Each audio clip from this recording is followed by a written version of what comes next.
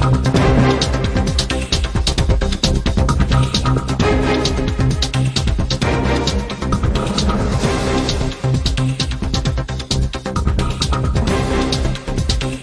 செய்தியை பார்த்து வருகிறோம்.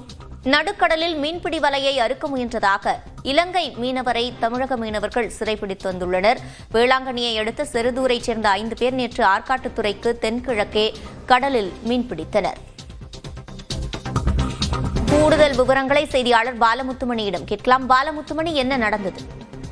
சிவரஞ்சனி, நாகப்பட்டினம் மாவட்டத்திற்கு உட்பட்ட வேளாங்கண்ணி அடுத்த செருதூர் பகுதியிலிருந்து கடலுக்கு மீன் பிடிக்க சென்ற தமிழக மீனவர்கள் மீது அந்த இலங்கை கடற்கொள்ளையர்கள் தொடர்ச்சியாக தாக்குதல் நடத்துவது வாடிக்கை. இந்த சூழல்ல நேற்று இரவு நடுக்கடலில் வலை விரித்து மீன் பிடித்துக் கொண்டிருந்த மீனவர்களின் வலையை அறுக்க முயன்றதாக கூறப்படுகிறது. அதாவது இலங்கையிலிருந்து வரக்கூடிய மீனவர்கள் தொடர்ச்சியாக அந்த மீனவர்களுடைய பொருட்களை கொள்ளையடிக்கும் நோக்கிலேயே சில சம்பவங்களை அரங்கேற்றுவார்கள். அந்த வகையில மீனவர்களின் வலையை அறுக்க முற்பட்ட நிலையில உடனடியாக சுதாரித்துக் கொண்ட நம்ம செருதூர் பகுதியைச் சேர்ந்த மீனவர்கள், அதாவது சக்திமயில், அபிமன், பாலசுப்ரமணியன், பழனிசாமி மற்றும் கன்னியாகுமரியைச் சேர்ந்த இங்கு தங்கி மீன் பிடிக்கும் அபி ஆகியோர் உடனடியாக சுதாரித்துக் கொண்ட நிலையில இருவருக்கும் தகராறு ஏற்பட்டுள்ளது.